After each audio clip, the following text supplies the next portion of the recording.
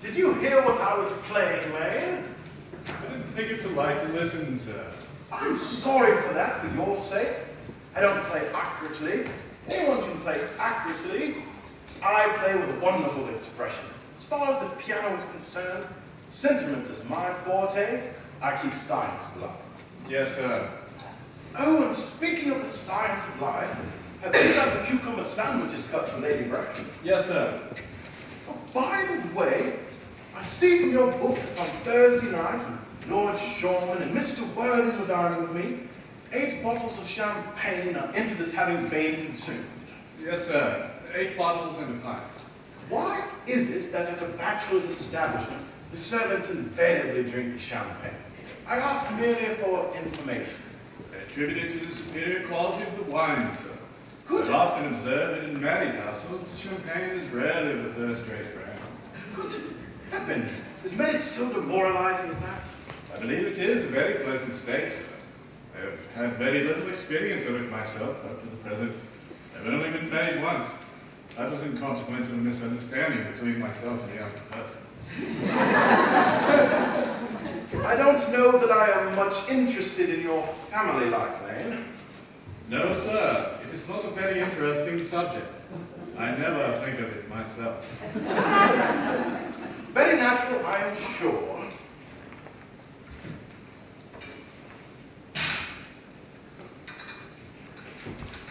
That would do, Lane. Thank you. Thank you, sir.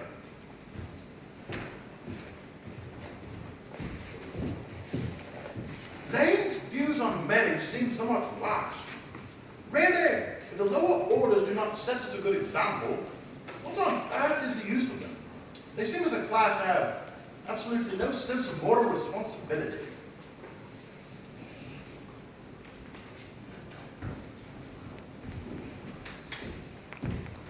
Mr. Ernest Worthing. How are you, my dear Ernest? What brings you up to town? Oh, pleasure, pleasure. What else should bring one anywhere? Eating as usual, I see, Algy. I believe it is customary in good society to take some slight refreshment at 5 o'clock. Where have you been since Thursday? Oh, in the country. What on earth do you do there? When one is in town, one amuses oneself. When one is in the country, one amuses other people. It is excessively boring. Who are these people you amuse? Neighbors. Neighbors. Got nice neighbors in your part of Shropshire? Perfectly horrid. I never speak to one of them. How immensely you must amuse them. By the way, Shropshire is your county, is it not? Shropshire. Yes, of course. Hello. Why all these cups? Why cucumber sandwiches? Why such reckless extravagance in one so young? Who is coming to tea? Oh, merely Aunt Augusta and Gwendolyn. How perfectly delightful. Yes, that is all very well, but I'm afraid Aunt Augusta won't quite approve your being here. May I ask why? My dear fellow, the way you flirt with Gwendolyn is perfectly disgraceful. It's nearly as bad as the way Gwendolyn flirts with you. I am in love with Gwendolyn. I've come up to town expressly to propose to her. I thought you had come up for pleasure. I call that business. How utterly unromantic you are. I really don't see anything romantic in proposing. Why, it's very romantic to be in love, but there is nothing romantic about a definite proposal. Why, one may be accepted. One usually is, I believe. Then the excitement is all over. The very essence of romance is uncertainty. If ever I get married, I shall certainly try to forget the fact. I have no doubt about that, dear Algy. The divorce court was specially invented for people whose memories are so curiously constituted. There is no use speculating on that subject. Divorces are made in heaven. Please, don't touch the cucumber sandwiches. They are ordered specially for Aunt Augusta. Well, you have been eating them all the time. That's a different matter entirely. She is my aunt. Have some bread and butter. The bread and butter is for Gwendolyn. Gwendolyn is devoted to bread and butter. And very good bread and butter it is, too. My dear fellow, you need not eat as if you were going to eat at all. You behave as if you were married to her already. You're not married to her already, and I don't think you ever will be. Why on earth do you say that? Oh, my dear fellow, girls never marry the men they flirt with. Girls don't think it right. That is nonsense. It isn't. It is a great truth. It accounts for the extraordinary number of bachelors that one sees all over the place. And in the second place, I don't give my consent. Your consent. My dear fellow, Gwendolyn is my first cousin, and before I allow you to marry her, you shall have to clear up the whole question of Cecily. Cecily? What on earth do you mean? What do you mean, Algy, by Cecily? I don't know anyone of the name of Cecily. Bring me that cigarette case Mr. Worthing left in the smoking room the last time he dined here. Yes, sir. Do you mean to say you have had my cigarette case all this time? I wish to goodness you had let me know. I've been writing frantic letters to Scotland Yard about it. I was very nearly offering a large reward. I wish you would offer one. I happen to be more than usually hard up. It's no good offering a large reward now that the thing is found. I think that's rather mean of you, Ernest, I must say. However, it makes no matter. For now that I look at the inscription inside, I find that the thing isn't yours after all. Of course it's mine. You've seen me with it 100 times. And you've no right whatsoever to read what is written inside. It's a very ungentlemanly thing to read a private cigarette case. Oh, it is absurd to have a hard and fast rule about what one should read and what one shouldn't. More than half of modern culture depends on what one shouldn't read. I'm quite aware of the fact I don't propose to discuss modern culture. It isn't the sort of thing one should talk of in private. I simply want my cigarette case back. Yes, but this isn't your cigarette case. This cigarette case is a present from someone of the name of Cecily. You just said you didn't know anyone by that name. Well, if you really want to know, Cecily is my aunt. Your aunt? Yes, charming old lady she is too, lives in Tunbridge Wells. Now just give it back to me, Algy. But why does she call herself Little Cecily if she is your aunt and lives at Tunbridge Wells? From Little Cecily with her fondest love. My dear fellow, what on earth is there in that? Some aunts are tall, some aunts are not tall. Surely that is a matter that an aunt may be allowed to decide for herself. You seem to think that every aunt should be exactly as your aunt, and that is absurd. Now, for heaven's sake, give me back my cigarette case. Yes, but why does your aunt call you her uncle? From Little Cecily with her fondest love to her dear Uncle Jack. There's no objection, I admit, to an aunt being a small aunt. But why an aunt, no matter what her size may be, should call her own nephew her uncle, I can't quite make out. Besides, your name isn't Jack at all. It is Ernest. It isn't Ernest, it's Jack. You have always told me it was Ernest. Why, I have introduced you to everyone as Ernest. You answer to the name of Ernest. You look as if your name were Ernest. You are the most earnest-looking person I have saw in my entire life. It is perfectly absurd your saying your name isn't Ernest. It's on your cards. Here is one of them. Mr. Ernest Worthing, B4 the Albany. I'll keep this as proof. Your name is Ernest if ever you attempt to deny it to me, or to Gwendolyn, or to anyone else. Well, my name is Ernest in town and Jack in the country, and the cigarette case was given to me in the country. Yes, but that still does not account for the fact that your small Aunt Cecily, who lives at Tunbridge Wells, calls you her dear uncle. Come, old boy, you would much better have the thing out at once. My dear Algy, you talk exactly as if you were a dentist. It's a very vulgar thing to talk like a dentist when one isn't a dentist. Produces a false impression. Well, that is exactly what dentists always do. Now, go on, tell me the whole thing. I may mention that I always suspected you of being a confirmed and secret Bunburyist. I'm quite sure of it now. Bunburyist. What on earth is a Bunburyist? I'll reveal to you the meaning of that incomparable expression as soon as you are kind enough to inform me why you are Earnest in town and Jack in the country. Produce my cigarette case first. Here it is. Now, produce your explanation and pray make it improbable. My dear friend, there's nothing improbable about my explanation at all. In fact, it is rather ordinary. Old Mr. Thomas Cardew, who adopted me when I was a little boy, made me in his will guardian to his granddaughter, Miss Cecily Cardew. Cecily, who lives at my place in the country, calls me uncle from motives of respect you cannot possibly expect, and is under the charge of her admirable governess, Miss Prism. Where is that place in the country, by the way? That is nothing to you, dear boy. You are not going to be invited. I may tell you candidly that the place is not in Shropshire. I suspected that, my dear fellow. I have Bunburyed all over Shropshire on 2 separate occasions. Now, go on. Why are you Earnest in town and Jack in the country? My dear Algy, I don't know whether you will be able to understand my real motives. You are hardly serious enough. When one is placed in the position of guardian, one must adopt a very high moral tone on all subjects. It is one's duty to do so. And as a high moral tone can hardly be said to conduce very much to either one's health or one's happiness.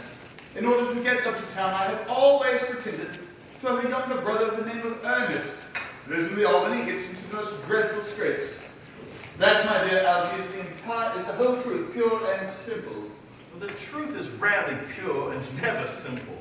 Modern life would be very tedious if it were either, and modern literature a complete impossibility. That would not be at all a bad thing. Literary criticism is not your forte, my dear fellow. Don't try it. You should leave that to people who haven't been at a university. They do it so well in the daily papers. No, what you really are is a Bunburyist. I was quite right in saying you were a Bunburyist. In fact, you are one of the most advanced Bunburyists I know. What on earth do you mean? You have invented a very useful younger brother called Earnest in order that you can come up to town as often as you like. Why, I have invented an invaluable permanent invalid called Bunbury in order that I may visit the country whenever I choose. Bunbury is perfectly invaluable. If it wasn't for Bunbury's extraordinary bad health, for instance, I wouldn't be able to dine with you tonight at Willis's, for I have been really engaged to Aunt Augusta for more than a week. I haven't asked you to dine with me anywhere tonight. I know, you are absurdly careless about sending out invitations. It's very foolish of you. Nothing annoys people so much as not receiving invitations. You had really better dine with your Aunt Augusta. I haven't the smallest intentions of doing anything of the kind. To begin with, I dined there on Monday, and once a week is quite enough to dine with one's own relations. In the second place, whenever I do dine there, I'm always treated as a member of the family and sent down with either no woman at all or 2. And thirdly, I know perfectly well whom she will place me next to tonight. She will place me next to Mary Farquhar, who always flirts with her own husband across from the dinner table. That's not very pleasant. Indeed, it is not even decent. And that sort of thing is enormously on the increase. The amount of women in London who flirt with their own husbands is perfectly scandalous. It's so bad. It's simply washing one's clean linen in public. Besides, now that I know you to be a confirmed Bunburyist, I naturally want to talk to you about Bunbury. I want to tell you the rules. I'm not a Bunburyist at all. If Gwendolyn accepts me, I'm going to kill my brother. Indeed, I think I'll kill him in any case. Cecily is a little too much interested in him. It is rather a bore. So I'm going to get rid of Earnest. I strongly advise you do the same with with your invalid friend who has the absurd name. Nothing will induce me to part with Bunbury, and if you ever get married, which seems to me extremely problematic, you will be very glad to know Bunbury. A man who marries without knowing Bunbury has a very tedious time of it. If I marry a charming girl like Gwendolyn, and she's the only girl I ever saw that I would marry, I certainly won't want to know Bunbury. But then your wife will. You don't seem to realize that in married life, 3 is company and 2 is none. That, my dear young friend, is the theory that the corrupt French drama has been propounding for the last 50 years. Yes, and that the happy English home is proved in half the time. For heaven's sake, don't try to be cynical. It's perfectly easy to be cynical. My dear boy, it isn't easy to be anything nowadays. There's such a lot of beastly competition about. Ah, that must be Aunt Augusta. Only relatives or creditors ever ring in that Wagnerian manner. Now, if I can get her out of the way for 10 minutes so that you can have an opportunity for proposing to Gwendolyn, may I dine with you tonight at Willis's? I suppose so if you want to. Yes, but you must be serious about it. I hate people who are not serious about meals. It is so shallow. Lady Bracknell and Miss Fairfax. Good afternoon, dear Algernon. I hope you are behaving very well. I'm feeling very well, Aunt Augusta. Well, that's not quite the same thing. In fact, the two things rarely go together. Mr. Worthing. Dear me, you are smart. I'm always smart. Aren't I, Mr. Worthing? You're quite perfect, Miss Fairfax. Oh, I hope I am not that. It would leave no room for developments. And I intend to develop in many directions. I'm sorry if we are a little late now, June, but I felt obliged to call on dear Lady Carberry. I hadn't been there since her poor husband's death. I never saw a woman so altered. She looks quite 20 years younger. And now I'll have a cup of tea and one of those nice cucumber sandwiches you promised me. Certainly, Aunt Augusta. Gwendolyn, won't you come and sit here? Thanks, Mamma. I'm quite comfortable where I am. Good heavens, Lane! Why are there no cucumber sandwiches? I ordered them specially. There were no cucumbers in the market this morning, sir. I went down twice. No cucumbers? No, sir. Not even for ready money. That will do, Lane. Thank you. Thank you, sir. I am greatly distressed, Aunt Augusta, about there being no cucumbers, not even for ready money. It really makes no matter. Algernon, I had some conference with Lady Carberry, who seems to me to be living entirely for pleasure now. Yes, I hear her hair has turned quite gold for grief. It certainly has changed color, but from what cause I cannot say. Thank you. I've quite a treat for you tonight, Algernon. I'm going to send you down with Mary Farquhar. She is such a nice woman and so attentive to her husband. It's delightful to watch them. I am afraid, Aunt Augusta, I shall have to give up the pleasure of dining with you tonight after all. Oh, I hope not. Algernon would put my table completely out. Your uncle would have to dine upstairs.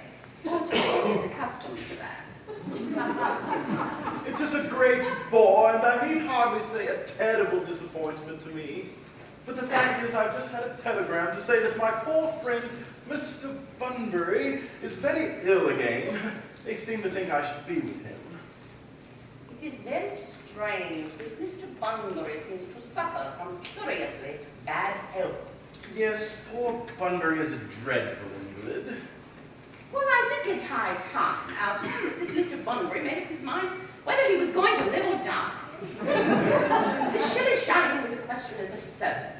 Illness of any kind should not be tolerated in others or encouraged. I'm always telling that to your uncle because health is the primary duty of life. He never listens as far as any improvements in his ailments go, and it upsets me. And I would be much obliged if you would ask Mr. Bunbury to please be so kind as not to have a relapse on Saturday. For I rely on him to arrange my music for me, Algernon. It is my last reception, and one wants something that will encourage conversation, particularly at the end of the season. when everyone has practically said whatever it is they had to say, which in most cases probably was not much. I'll speak to Bunbury, Augusta, if he is still conscious. And I think I can promise you he'll be all right by Saturday. Of course, the music is a great difficulty, you see. If one plays good music, people don't listen. And if one plays bad music, people don't talk. I'll run over the program I've drawn out. You'll kindly join me in the next room for a moment. Thank you, Algernon. It's very thoughtful of you. I am sure the program will be delightful after a few expurgations. French songs I cannot possibly allow. People always think they are improper and either look shocked, which is vulgar, or laugh, which is worse. But German seems a very respectable language. And indeed, I believe it is. Gwendolyn, you will accompany me. Certainly, Mamma.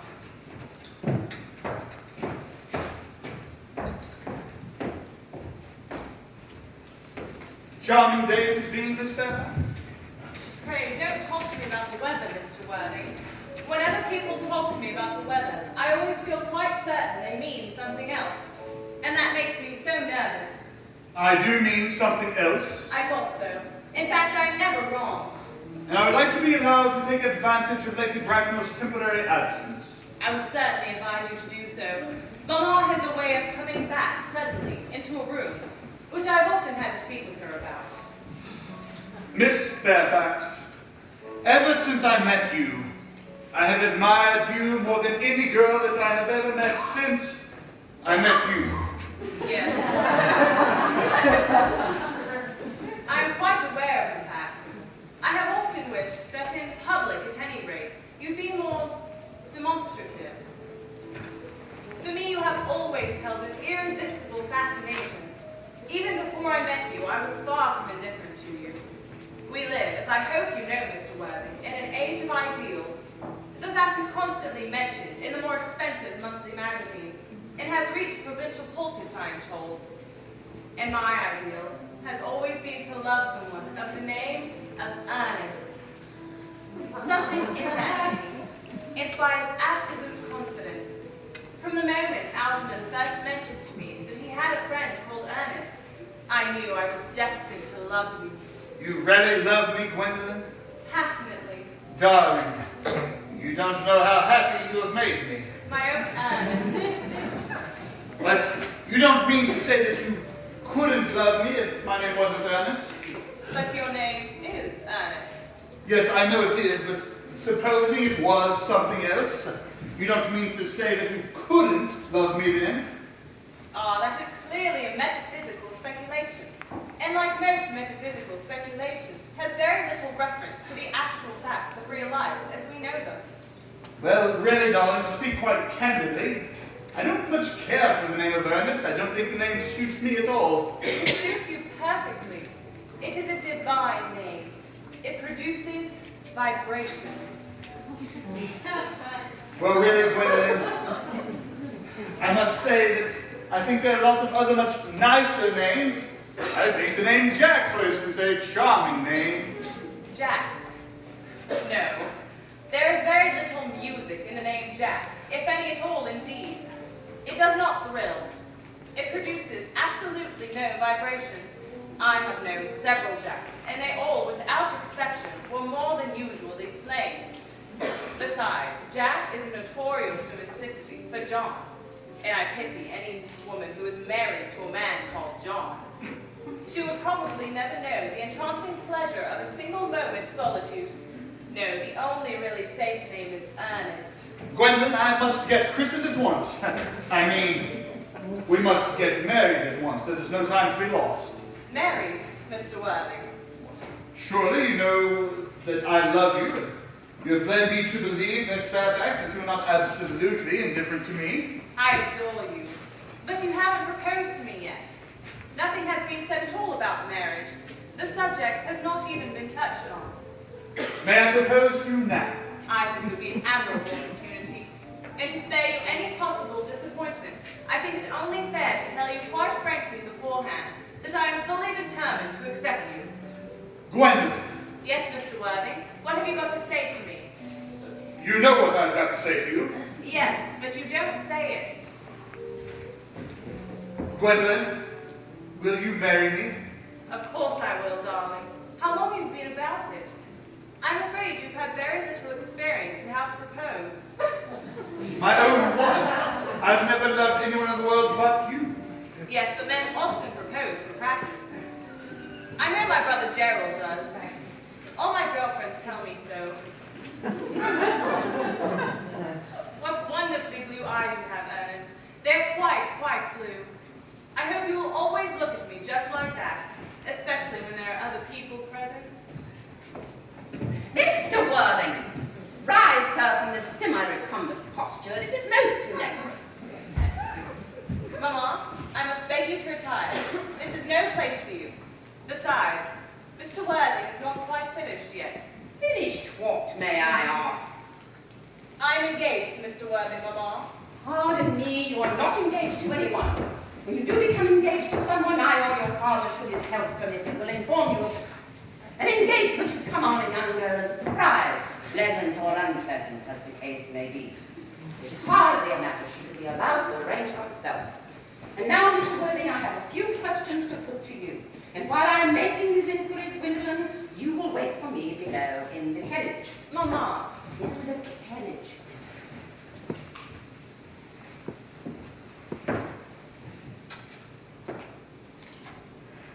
Gwendolyn, the carriage. Yes, Mamma. You can take a seat, Mr. Worthing. Thank you, Lady Bracknell. I prefer standing. I feel bound to tell you that I do not have you down on my list of eligible young men.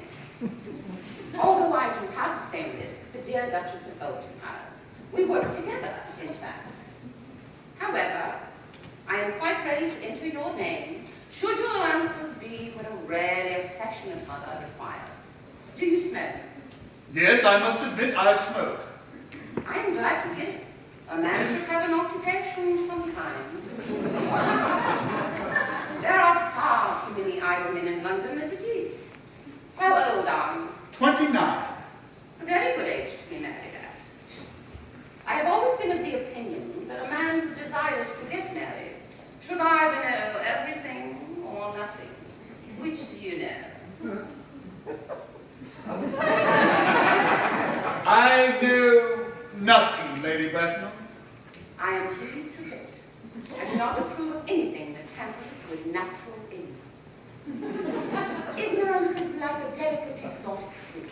Touch it, and the bloom is gone. The whole theory of modern education is radically unsound. Fortunately, in England, at any rate, education produces no effect whatsoever.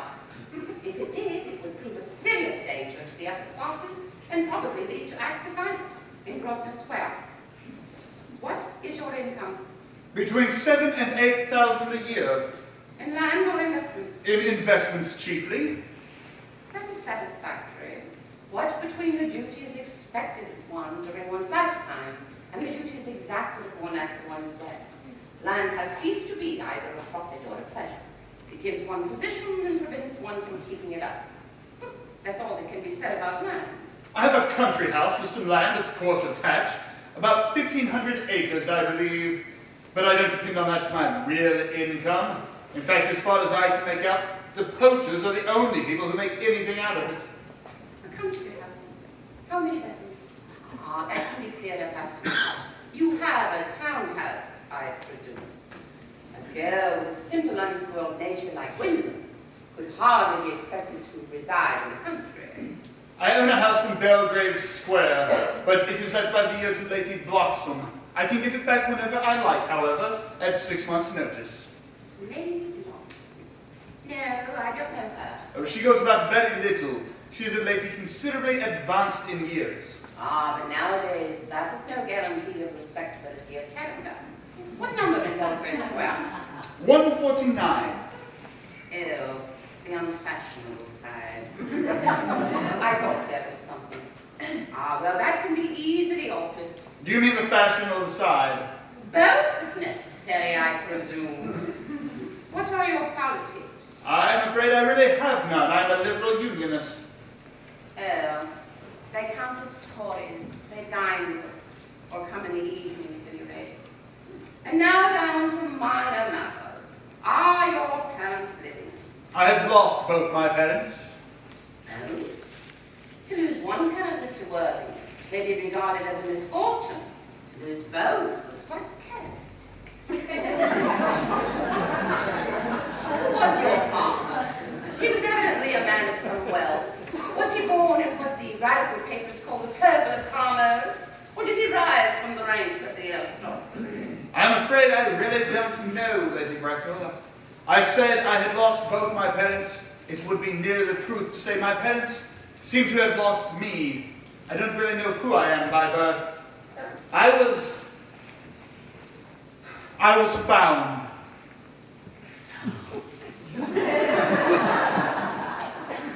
Yes, the late Mr. Thomas Cardew, an old gentleman of very kindly and charitable disposition, found me and gave me the name of Worthing because he happened to have a first-class ticket to Worthing in his pocket at the time. Worthing is a place in Sussex. It is a seaside resort. And where did the charitable gentleman with a first-class ticket to this seaside resort find you? In a handbag. Handbag? Yes, Lady Bracknell, I was in a handbag, rather large, carpeted handbag with handles to it. A rather ordinary handbag, in fact. In what locality did this Mr. James or Thomas Cardew come across this ordinary handbag? In the cloakroom of Victoria Station. It was given to him in mistake for his own. The cloakroom at Victoria Station? Yes, the Brighton line. The line is immaterial. Mr. Worthing, I must confess I feel somewhat bewildered by what you have just told me. To be born, at any rate, bred in a handbag, whether it had handles or not, seems to me to display contempt for the mock decencies of family life and remind one of the worst excesses of the French Revolution. And I presume you know what that unfortunate movement led to. As far as the locality at which the handbag was found, a cloakroom at a railway station might prove to conceal a social indiscretion and has probably been used for that purpose before now. But it could hardly be an assured basis for a recognized position in good society. May I ask, then, what you would advise me do? I need hardly say I would do anything in the world to ensure Gwendolyn's happiness. Well, I would strongly advise you, Mr. Worthing, to try and acquire some relations as soon as possible. And to produce at any rate one tenant of either sex before the season is quite over. I don't see how I could possibly do that. I can produce the handbag at a moment's notice. It's in my dressing room at home. I really think that should satisfy you, Lady Bracknell. Me, sir? What has this to do with me? You can hardly imagine that I, Lord Bracknell, would dream of allowing our only daughter, a girl brought up with the utmost care, to marry into a cloakroom and form an alliance with a parcel? Good day, Mr. Worthing. Good day.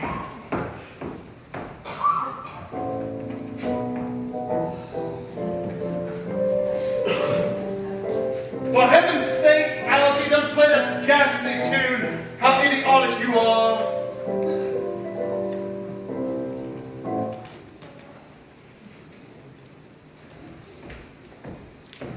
Didn't it go off all right, though, boy? You don't mean to say Gwendolyn refused you? I know it's a way she has. She's always refusing people. I think it's most ill-natured of her. No, Gwendolyn is as right as a trivet. As far as she is concerned, we are engaged. Her mother, however, is perfectly unbearable. Never met such a gorgon in all my life. I don't really know what a gorgon is like, but Lady Bracknell is one, I'm sure. In any case, she is a monster without being a myth, and that is rather unfair. I beg your pardon, Algy. I suppose I shouldn't talk about your own aunt that waited for you. My dear boy, I love hitting my relations' views. It's the only thing that makes me put up with them at all. Relations are simply a tedious pack of people who haven't got the remotest knowledge of how to live, nor the smallest instinct about when to die. That is nonsense. It isn't. Well, I won't argue about the matter. You always want to argue about things. Well, that's exactly what things were originally made for. Upon my word, if I thought that, I would shoot myself. You don't think there's any possibility that Gwendolyn will end up like her mother in about 150 years, do you?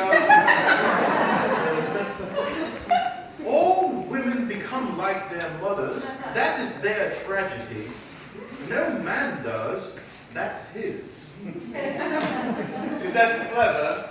It is perfectly phrased, and quite as true as any observation in civilized life should be. I'm sick to death of cleverness. Everyone is clever nowadays. You can't go anywhere without meeting clever people. The whole thing has become an absolute public nuisance. I wish to goodness we had a few fools left. We have. I would very much like to meet them. What do they talk about? The fools?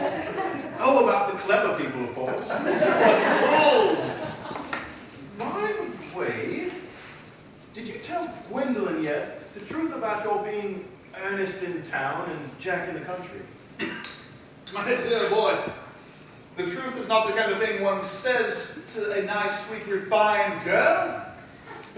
What extraordinary ideas you have about the way to behave to a woman. The only way to behave to a woman is to make love to her if she is pretty, and to someone else if she is plain. That is nonsense.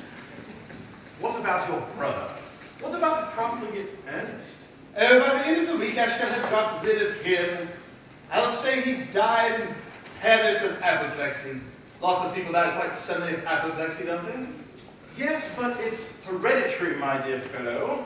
It's a sort of thing that runs in families, so you would much better say a severe chill. You are sure that a severe chill is not hereditary or anything of the sort? Of course it isn't. Very well then. My poor brother Ernest is carried off suddenly in Paris by a severe chill. That gets rid of him. But I thought you said that Miss Cardew was a little too much interested in your poor brother Ernest. Won't she feel his loss a good deal? Oh, that is nothing to worry about. Cecily is not a silly romantic girl, I'm glad to say. She goes for long walks, has a capital appetite, and pays no attention at all to her lessons. I would rather like to see Cecily. I shall take very good care that you never do. She is excessively pretty, and she's only just 18. Have you told Gwendolyn yet that you have an excessively pretty ward who is only just 18? My dear boy, that is not the sort of thing one blurts out to people. Gwendolyn and Cecily are sure to be extremely great friends. I bet you anything you like that half an hour after they have met, they'll be calling each other sister. Women only do that after they have called each other a lot of other things. Now, my dear boy, if we want to get a good table tonight at Willis's, we really must go and dress. You know it is nearly 7. Oh, it is always nearly 7. Well, I'm hungry. I never knew you when you weren't. What shall we do after dinner? Go to the theater. Oh no, I loathe listening. Well, we might go to the club. Oh no, I hate talking. Or trot round to the Empire at 10. Oh no, I can't bear looking at things. It is so silly. What shall we do then? Nothing. It is awfully hard work doing nothing. However, I don't mind hard work when there is no definite object of any kind. Miss Fairfax. Gwendolyn, upon my word. Algy, kindly turn your back. I have something very particular to say to Mr. Worthing. Really, Gwendolyn, I don't think I can allow this at all. Algy, you always adopt a strictly immoral attitude toward life. I don't think you're quite old enough to do that. My own one. Ernest, we may never be married.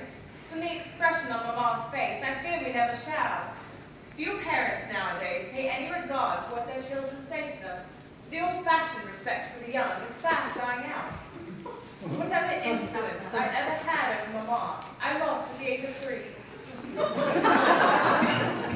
But although she may prevent us from becoming man and wife, and although I may marry someone else, and very often, nothing she can do can alter my eternal devotion to you. Dear Gwendolyn.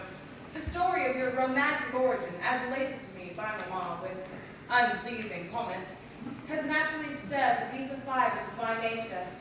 Your Christian name has an irresistible fascination. The simplicity of your character makes you exquisitely incomprehensible to me. Your town address of the Albany I have. What is your address in the country? The Manor House, Woolton, Hertfordshire. There is a little postal service, I suppose. It may be necessary to do something desperate. That, of course, will require serious consideration. I will communicate with you daily. My own one.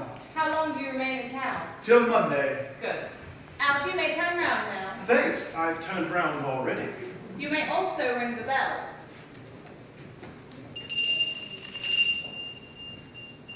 You will allow me to escort you to a carriage, my own darling? Certainly. I will see Miss Fairfax out. Yes, sir.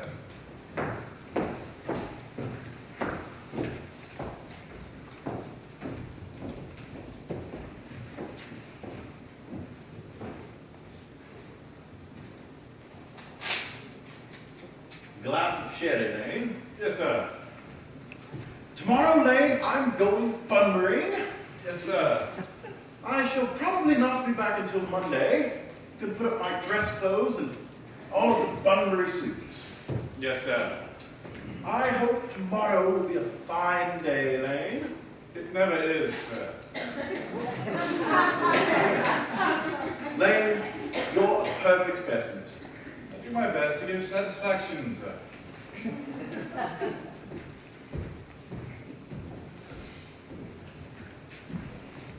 There's a sensible, intellectual girl, the only girl I ever cared for in all my life. What on earth are you so amused at? Oh, I'm a little anxious about poor Bunbury, that is all. If you're not careful, your friend Bunbury is going to get you into a serious scrape someday. I love scrapes. They are the only things that are never serious. Well, that is nonsense, Algy. You never talk anything but nonsense. Nobody ever does.